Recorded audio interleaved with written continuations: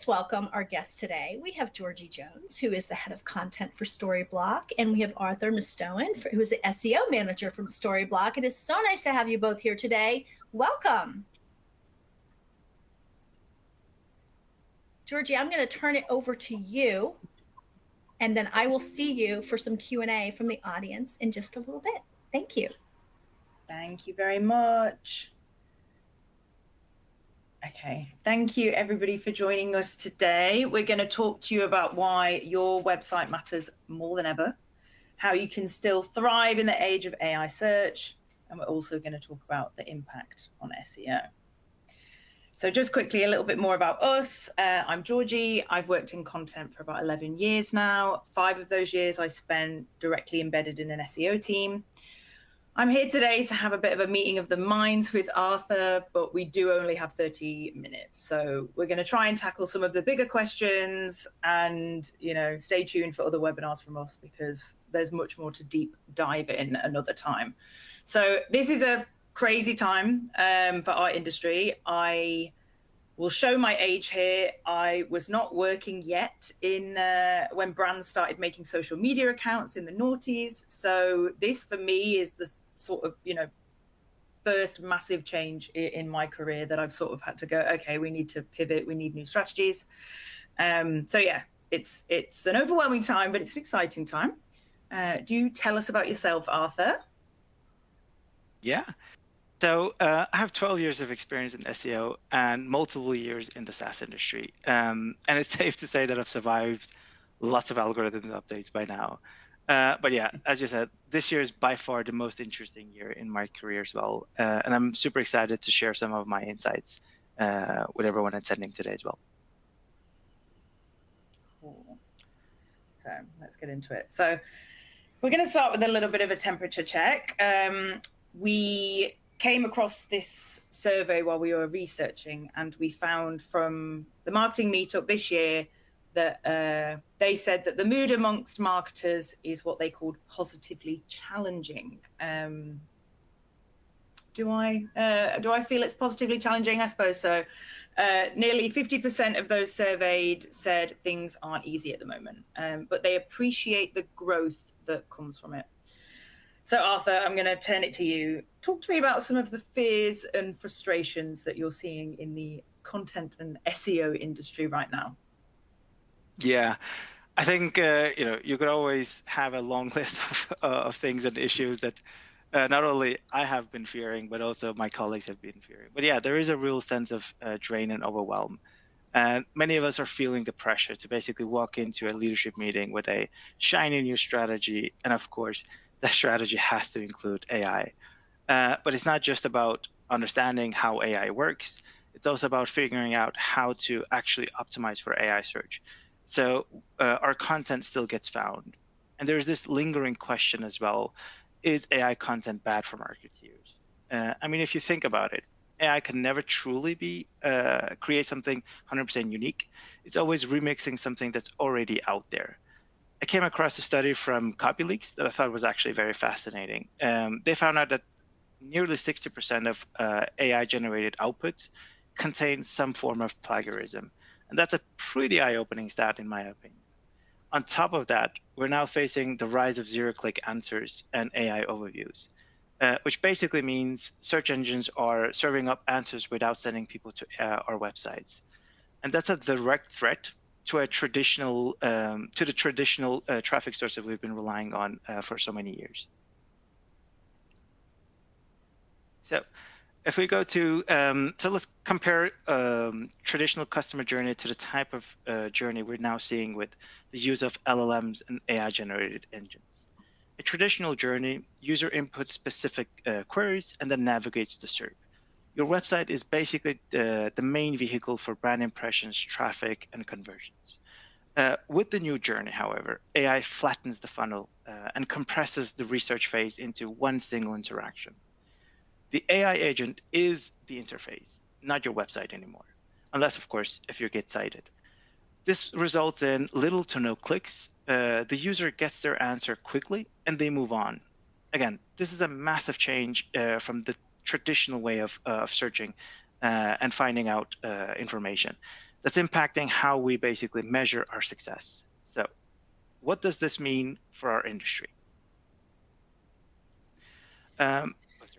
Yeah, for so long, I think, we've all seen traffic and clicks as the backbone of our measurement strategy, especially as SEOs. And I think when I first heard, getting little to no clicks, it sounds pretty bad for websites. And for the last 2 years, I've definitely been seeing marketers and just general sort of search strategists talking about this idea that SEO is completely on the decline. So, Arthur, as our SEO manager, does all of this mean that SEO is dead? Is this the death of SEO? To be honest, I've heard this question so many times, and I've worked with SEO for now 12 years. Just an anecdote, like when I just started my career and I was starting to research and people were saying, oh, this is the death of SEO. I was like, oh no, I just started becoming good at SEO. Please don't die yet. But no, SEO is not dead. It's evolving. We'll talk about why SEO should still be an important part of your strategy and how you can utilize it as well. We can summarize the differences between SEO and AI search pretty easily. When I have questions, I ask AI. When I want to buy something, I would typically use Google. Attention spans are now a lot lower than before. The differences between AI and Google is that with SERPs, you still have to proactively find the answers after typing in a certain search query. But with AI, it will serve it basically instantly and give you multiple options of what the actual answer question you would like to follow up with. We're now moving from ranking for keywords to being trusted sources in LLMs. If your brand isn't found in AI training sets or retrieval systems, that means you're basically invisible. So SEO is no longer just about Google. It's about being machine readable across all generative systems. But this isn't the end, in my opinion. It's just a transition. We've been here multiple times before. For example, mobile search, voice searches, Core Web Vitals, and I can tell you numerous algorithm updates that had massive impact on different industries. This is just the next step of the evolution. We've known that Google has been trying to give better answers with zero-click results before. So this is not the end. It's just the next stage in the evolution. Yeah. So before we get into tactics, we just want to talk a little bit about why we believe that optimizing for large language models is such a challenge. So the obvious answer is that it's new. We don't have reliable data. We're guessing based on trial and error. But what else makes optimizing for LLMs so tough? And I'm going to turn to Arthur again because he is the expert here. Yeah, I think this is one of the biggest hurdles. Us as marketeers with multiple years of experience have just been built into collecting data and using data as our source of truth. The biggest hurdle right now is that we just don't have the same type of data that we were used to getting from Google. With AI search engines, there's no reliable dashboard, no robust reporting, and a lot of what we know right now is also based on educated guesswork. So this is still very early on in the stage where multiple tools are now becoming popular, where you can use different methods to collect specifically what kind of impact a strategy can have on your industry or on your website. And again, if you're a website owner, the natural question becomes, how do I make sure that my website is always up to date in a way that AI can actually use? The tricky part is these systems are designed to satisfy a request. And because they're using machine learning, not everyone is going to get the same answer. We also don't know how often or how reliably LLMs are crawling information in real time. In fact, most of what we know, what they know, comes from pre-trained data, essentially, basically a snapshot from the past, which means if your latest content isn't in that snapshot, it may never actually show up in their answers.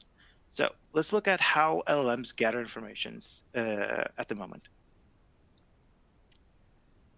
How do LLMs gather information right now? Let's look at three main methods.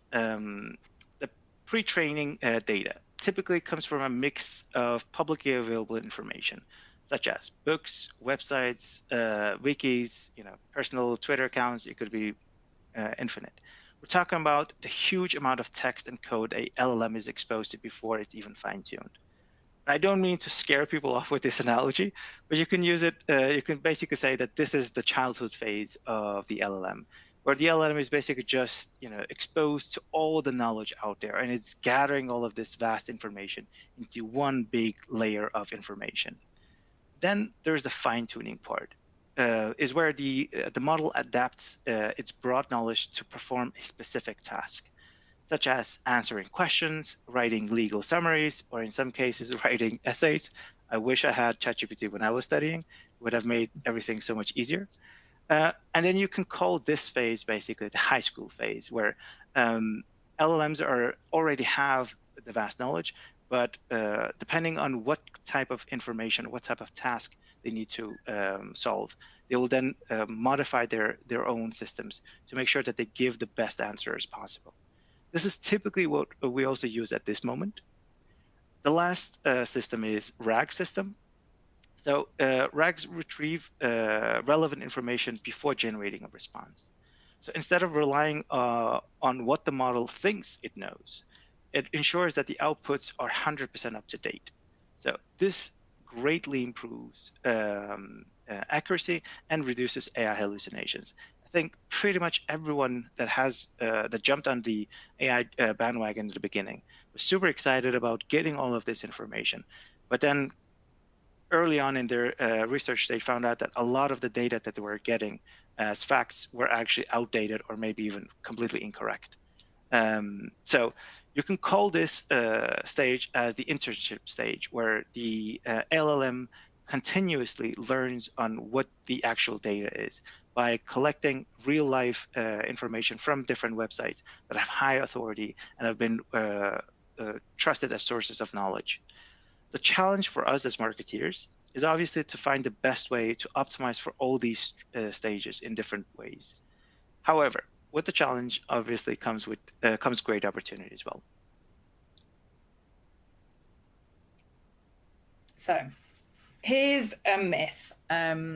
Zero click means I don't need a website anymore. So this is absolutely not true. And we believe that your website is now more important than ever. Your website is now the source of truth for your brand.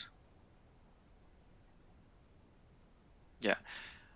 Again, totally agree. The trend is seeing less clicks. However, the traffic will be better qualified.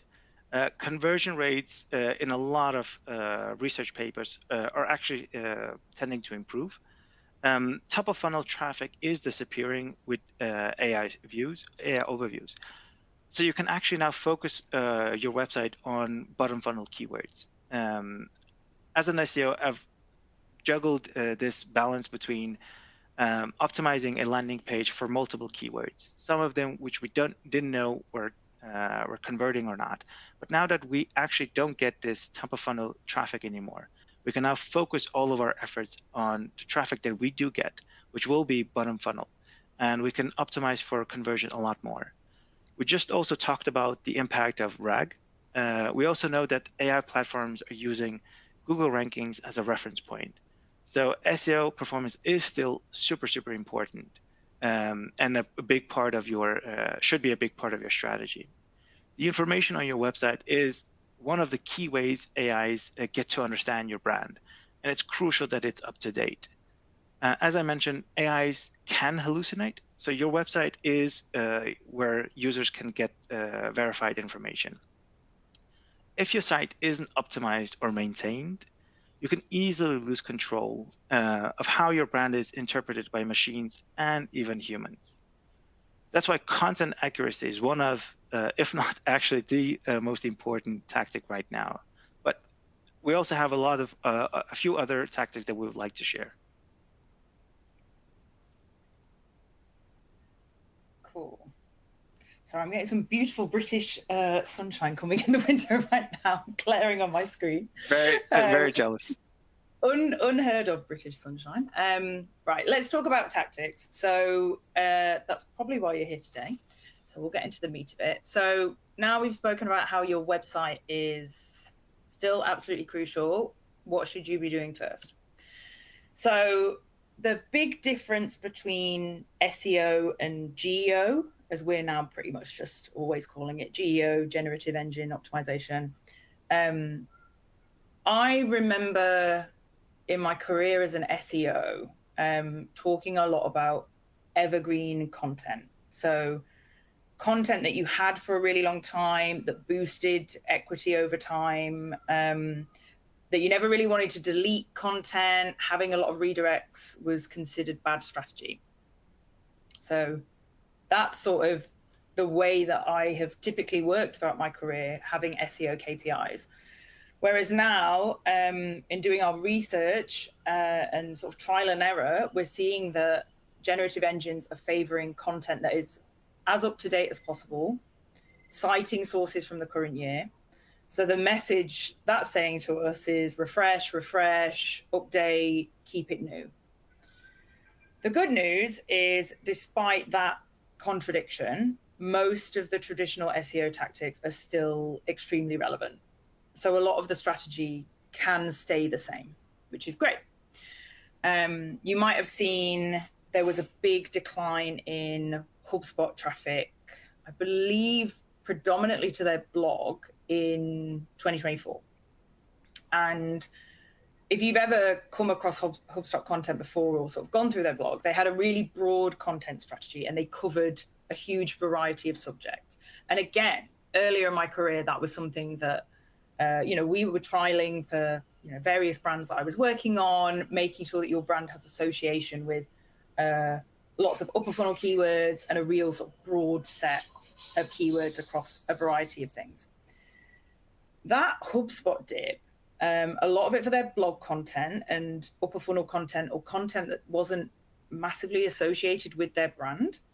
It suggests that Google may no longer be rewarding content that is written for SEO rather than people, on topics that your brand doesn't really have like legitimate authority to talk about, even if you can sort of see a maybe weak association. So I guess ask yourself, like, would you expect a generative engine to cite your brand if you had no topical authority on that subject?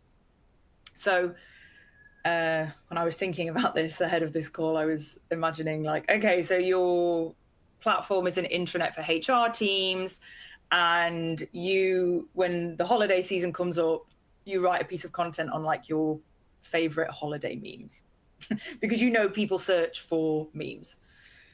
Is an AI engine going to cite your brand for that topic? What we're seeing is that for generative engines, that just doesn't work. So if a user is searching top 10 HR tools, you want to be there. If they're searching what's the best running shoe on the market and you sell shoes, you want to be there. So another thing we've been thinking about is, every brand is going to say our product is better.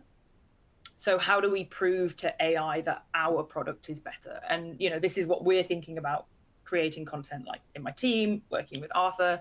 How do we prove our product is better when they ask which one's better?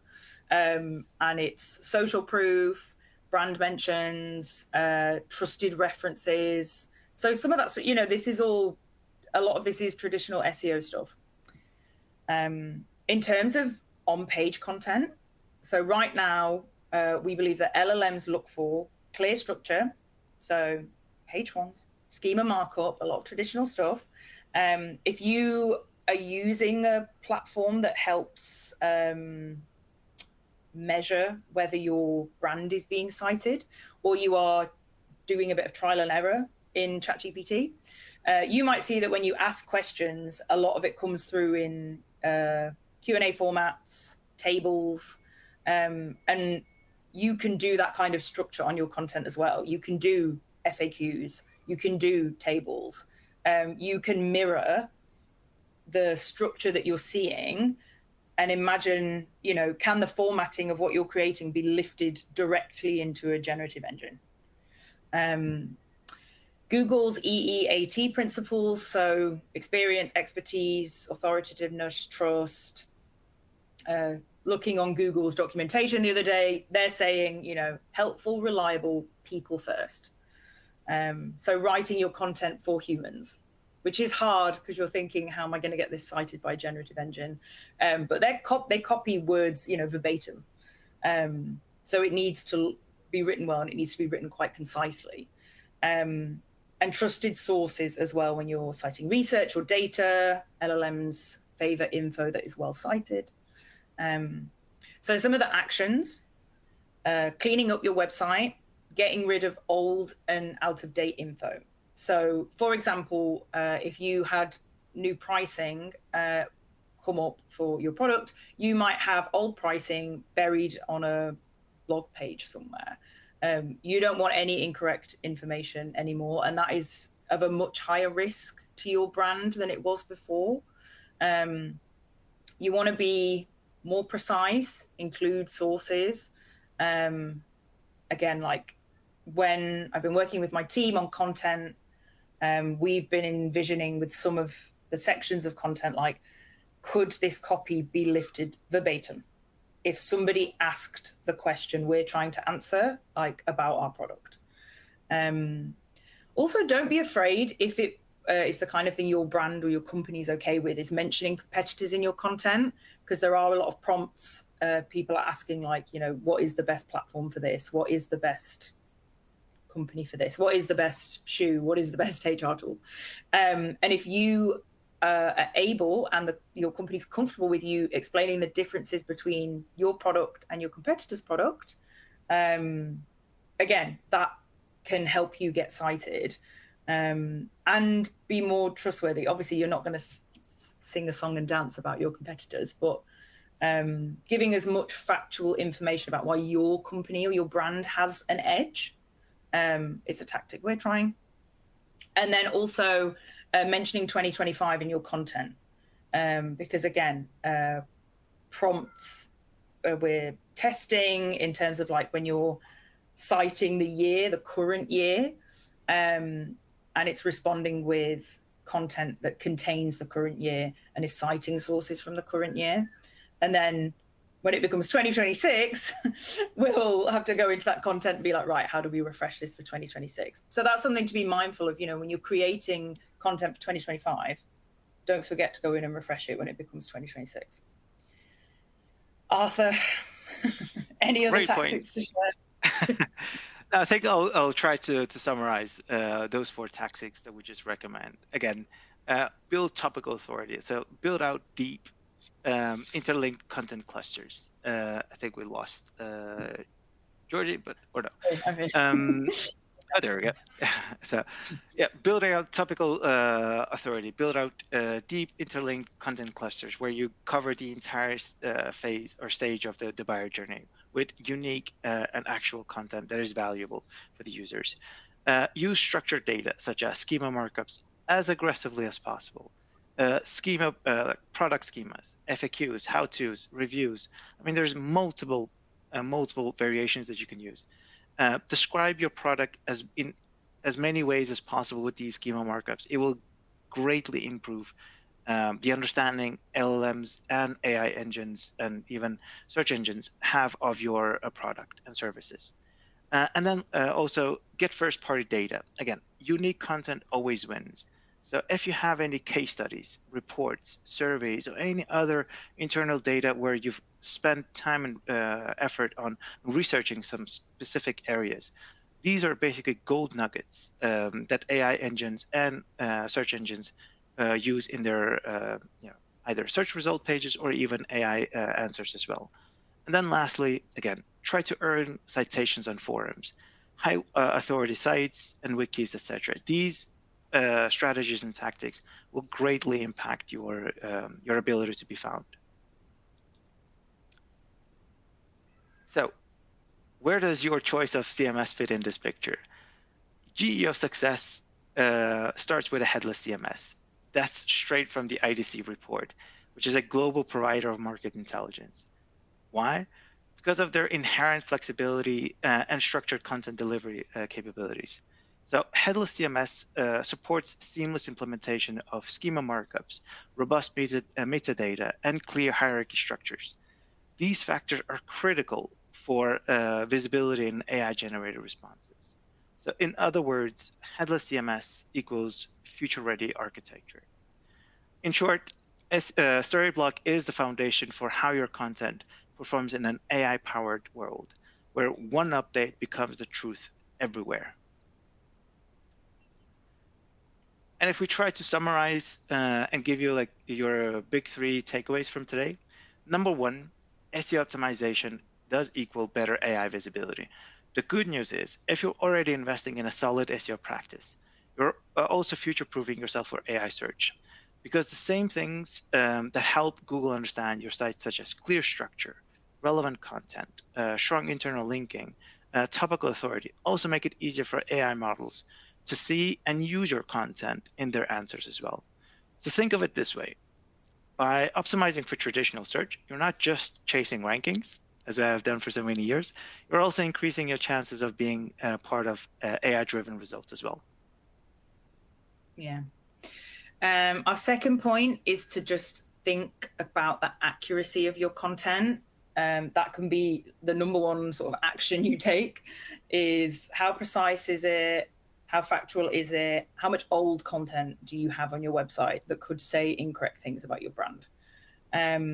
Are you able to source or cite trustworthy first-party data within your content? Are you able to collect your own data? Does your content actually add value to someone? Is your brand relevant to the conversation you're trying to join? I do think this matters now more than ever on having that topical authority. Exactly. And then the last point, make sure your technology is up to scratch. Your strategy needs to be adjustable. And again, it's okay if your strategy isn't fully scaled out at the moment. You just need to be able to pivot, adjust, and constantly research new methods. We're still in a stage where no one is fully aware of what actual tactic will work 100%. So if you're using a legacy tech that you can't pivot easily, this can be a deal breaker in your success of making sure your content is constantly evolving and accessible by these AI platforms. Cool. That, gosh, Great. The time went quick. Wraps up everything today. If you enjoyed hearing from Arthur, both our LinkedIns are there, and Arthur is actually going to be talking at Storyblock's free conference called JoyConf later in the year. He's doing 3 sessions. He's in Amsterdam, he's in New York, he's in LA, he's flying everywhere. So yeah, if you're interested in that, please keep an eye out for those, or look at our JoyConf website, because Arthur's going to be diving deep in those sessions. And with that, I will hand you back to Stephanie. Thank you both. That was fantastic. So much great advice. We've got a number of questions, and we're going to try to squeeze in as many as we can in 2 minutes, if we can.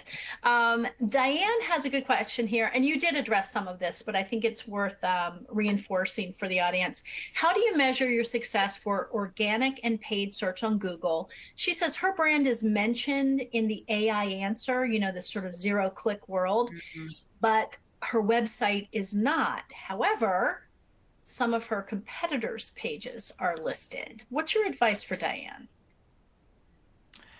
I'll go first here, if you don't mind, Georgie. So, very sneaky trick from the school of Arthur.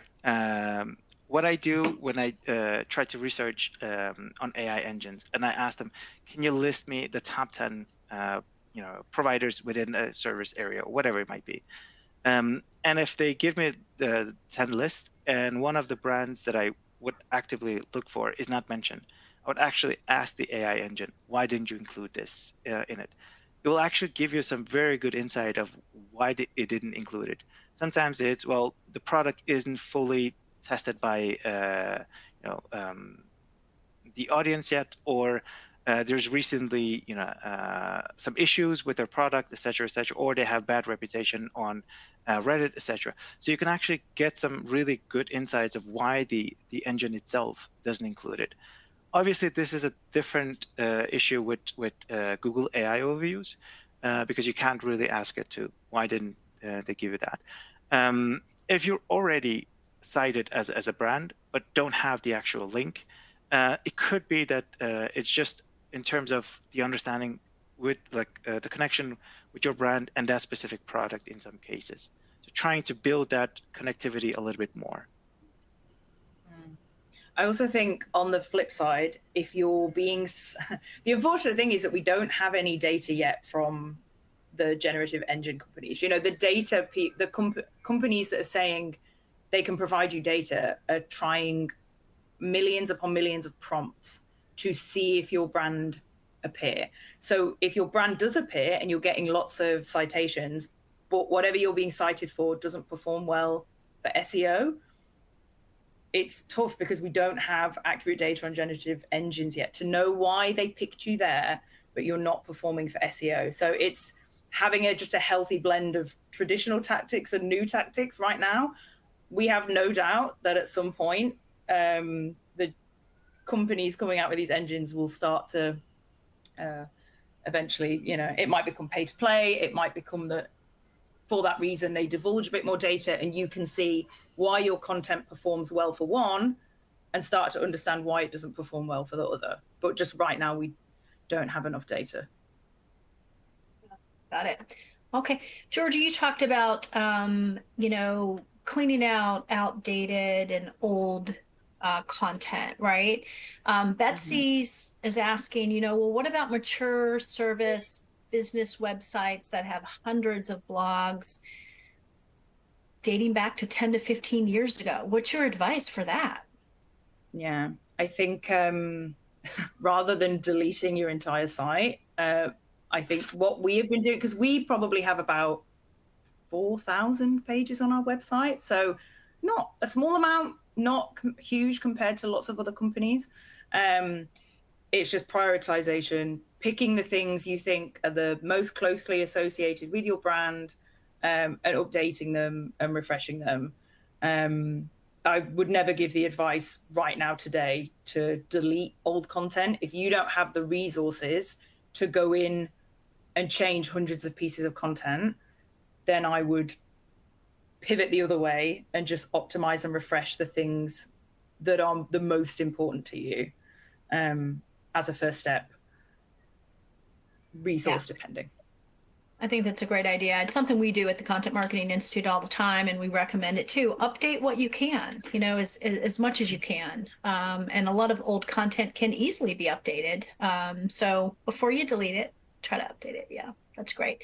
Let's see. Teresa would like for you all to elaborate a little bit more on the schemas. I think that was you, Arthur, talking about that. Could you do so? Of course. So a schema is basically a piece of code that explains whatever that you have at the front end of your website. So let's say you have a pricing page. Very typical. You're buying a pair of Nike shoes, you land on a page, there's the pictures, the description, the size, and all of that. So you can actually create a code, an HTML code, that tags all of those metrics. And you can clearly tell AI engines and even search engines that this is the name of the shoe, this is the model, this is the size, the color, everything, and more importantly, of course, stockability. You know, if you're shipping it, is it free shipping? All of those things you can actually put in. So it just gives an extra layer of data, which you can improve your successes of being, you know, visible on search.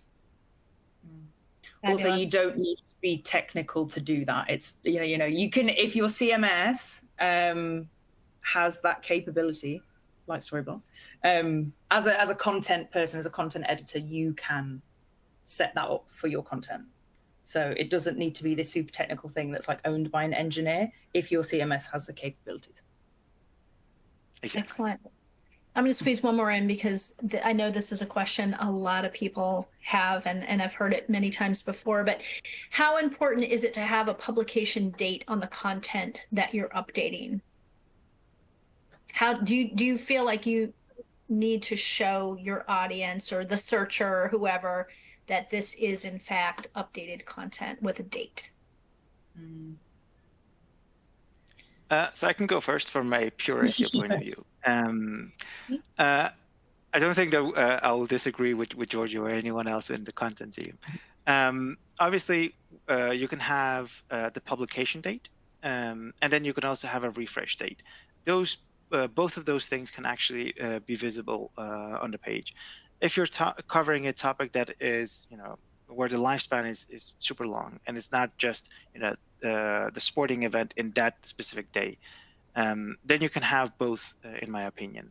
And it just gives this verified assurance to whoever lands on the page that, hey, yes, the article was created 2 years back, but they've just recently updated it. So that means I can trust this information a little bit more. Excellent. Yeah, completely agree. Thank you both. This has been fantastic. So much practical knowledge that you've shared. Really appreciate the questions from the audience. There are still a whole bunch of questions coming in. We're going to share these questions with Georgie and Arthur, so don't worry, we'll get some answers back to you. No worries. Thank you both. Really appreciate your time today. And we look forward to the next time we do this with you. This has been fantastic.